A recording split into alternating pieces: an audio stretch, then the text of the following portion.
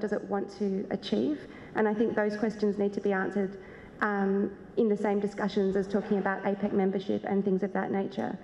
On health, I completely agree that more needs to be spent, not just because it's a luxury that people feel healthy, but it's an investment in demand, it's investment in wellness and well-being, and it's also an investment in the labour force. So I think like infrastructure, health crucially needs to be invested in. And I'll stop there. Thank you. Okay. I think I can start with Pratap.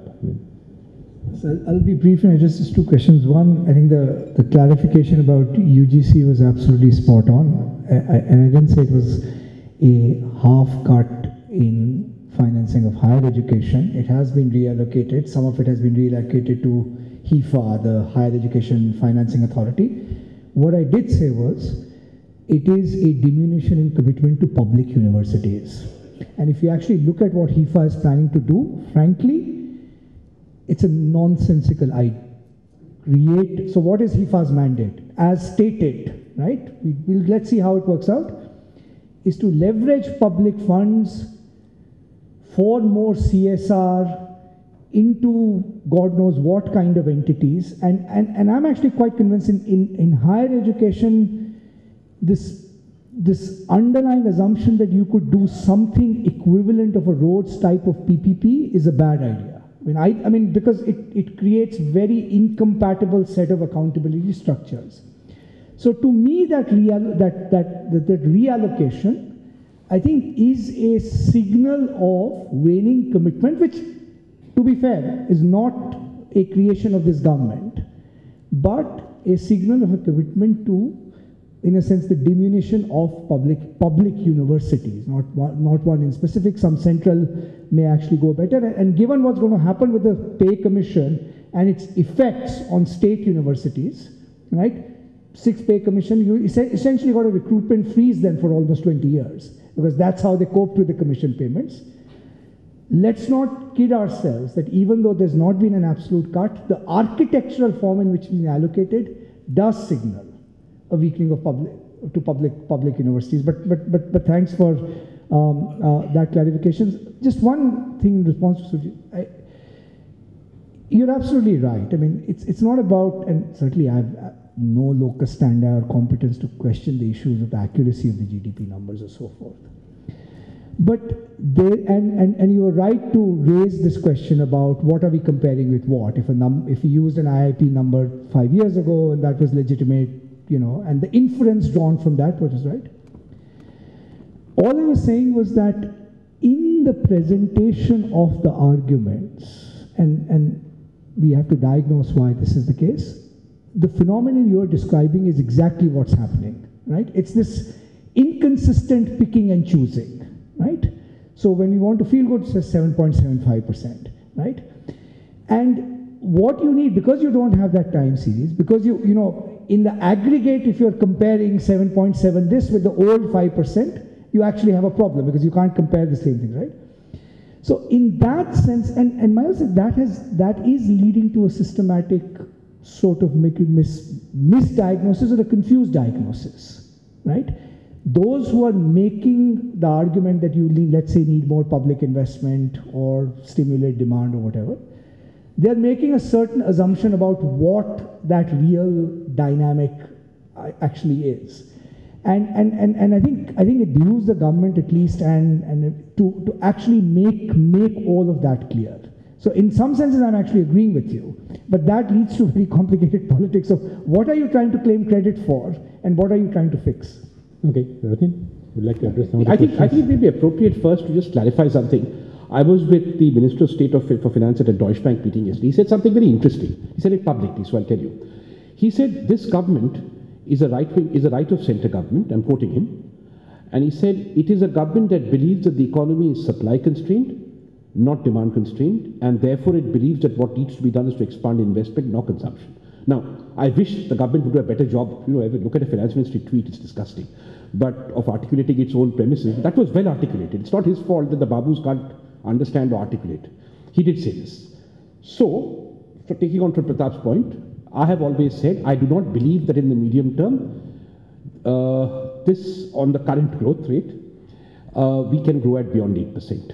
If that is true, then I do not think so, because I need those investments to kick in, which ties up with Vinayak's point about we'll have to wait 2 years for infrastructure to come in. So in those circumstances, if we are already at the cycle business, I'm very skeptical. Tom knows that. I've never seen a business cycle for India. I'd love to see one. Somebody please give it to me someday.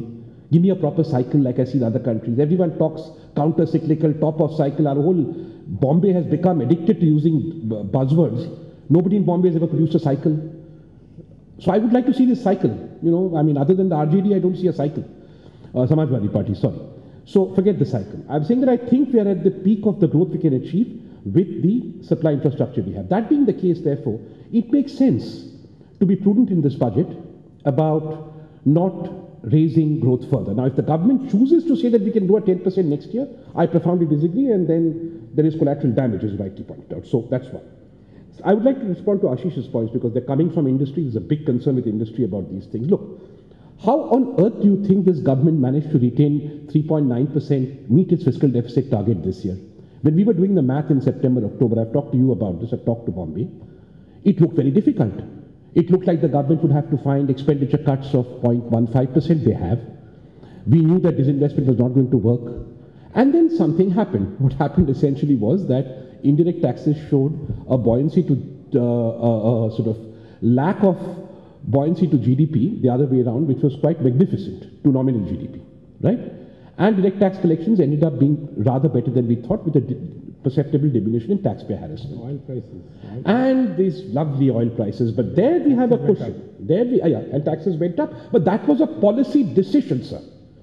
That was a policy decision by government, a non-populist, courageous policy decision by government, not to pass on lower oil prices to the rich in the form of further bounties.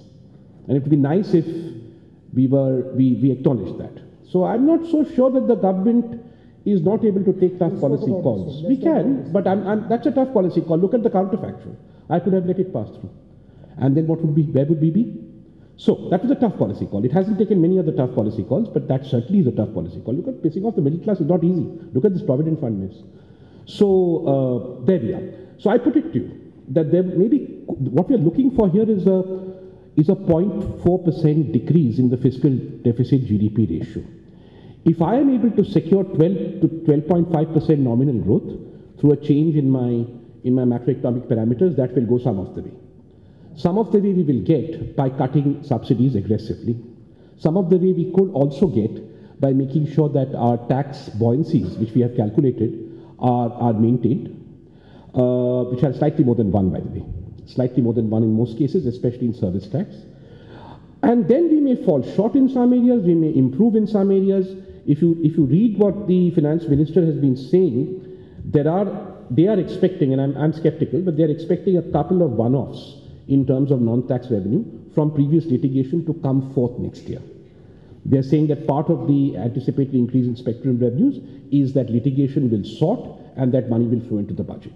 So I would not be unduly concerned, but the most important thing is, during the run-up to the budget, the finance minister did ask somebody a question, so I'm told, actually I saw, that is it better to come to 3.7 and stick to that, or is it better to go to 3.5 and fail to meet it? And the answer the finance minister got, which I support, was, sir, if you say 3.5, you will get 3.5. So yes, I hear your lack of credibility. It is fully justified.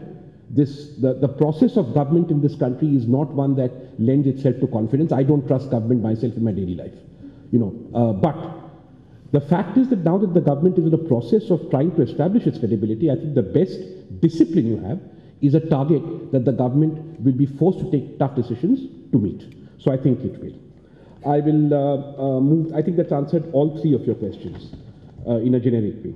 Okay. I'd like to move to what Tom said. Look, and this links with something Pratap said. We have a very interesting fiscal conundrum in this country. The 6% deficit, if you look at the 6-7% deficit without as general government, the general government deficit, only 2.1% of it on a good day will be for consumption, because the states don't borrow to consume, right? That's a pretty healthy deficit. I'm not a deficit hawk. I mean, there's no reason ipso facto why the deficit of this country should be 5 or 6 or 7 or 8 or 10 or 9. Nothing in economic theory tells me anything whatsoever. What you have is recursive modeling that tells you that. So there I'm fairly open. As long as we reduce the borrowing to consume, which is now only a problem of the central government, we can think of a larger deficit. But I think the problem is a different one. The problem is today, if you add the tax GDP ratio of the center and the states, depending on who you believe, we collect something like between 15 to 16% of GDP on taxes. Our deficit is 7%, which means out of GDP, 23% of our GDP is already devoted to the Indian states and the activities of the Indian state, where the money comes from borrowing or from taxation. The big political economy question we need to ask is, do you think the Indian state in the long term structurally should be getting a higher percentage of that GDP? That's right. That is the important structural question. If your, and that is an ideological question partly. If your answer is yes, then fine. If your answer is no, then I'll have to do a lot of rejigging within the public finances of the state to get the money that Pratap is rightly asking for more health, more education. That is going to be impossible in the case of the center because the bulk of central government expenditure, revenue and capital, is on the is on capitalization of the railways. You may think that's good. It's on the Indian Army, which is optically and for public relations purposes untouchable. Unless somebody here wants to hear something about our brave men on Siachen, I'll stop there and assume that that is taken as read. And we have had a 320% increase in expenditure on the paramilitary in the last 25 years, and you go figure why that is happening. And if you get a political settlement there, you get a fiscal payback. But if you don't have the political settlement, you're not going to be able to change fundamentally the composition of the central government's expenditure to the purposes he wants, consistent with the state forming a quarter of GDP. That's our political economy challenge. Okay, which is great. Let me just go first to Sujit's question about health and education expenditure. Yes, perhaps if you do the math right, you can see that it's actually a much greater spend. But it's been spent on the exact wrong things. Basic economics and public economics tells us what are public goods and what are private goods. And the state is spending, and I know that many people here might not agree, but we are spending on universal, publicly supported primary curative care. You don't do it. You have to spend on population-based services, water, sanitation, things that are incredibly important for the poor. Because we all have sanitation, and we all have water, and we all have medical care, but they don't. So I think it's really important. And secondly, we have downplayed the role of hospitals. And we have played up the role of insurance markets, which don't succeed in some of the most advanced economies of the world. The richest economy in the world, at $55,000 per capita, has difficulty with its insurance markets. And we are trying to pretend that we will run an efficient insurance market in medical insurance in a $1,500 per capita economy. That's going to be tough. So the question is not just the quantum, but really what are we spending on? What are the political shibboleths that we are really allowing us to guide us through? And for years on end, it's now 60 years since we've been doing this. So a rethink, and I think this goes to some of the points made earlier, that where is the 10-year, 15-year horizon where we see us going? You know, it's one budget after another, we comment on it, this much, that much, but there is no long-term vision currently that is driving this country, whether it's in health and education, whether it's in taxation, direct or indirect. A number of these areas need work. This goes to Santosh Mehrotra's question also about manufacturing and where it's gone. We've missed the whole stage of unskilled, semi-skilled, medium-skilled, high-skilled manufacturing. We've jumped straight from agriculture to services. Now we are faced with the problem, where are we going to find the productive employment in our services sector?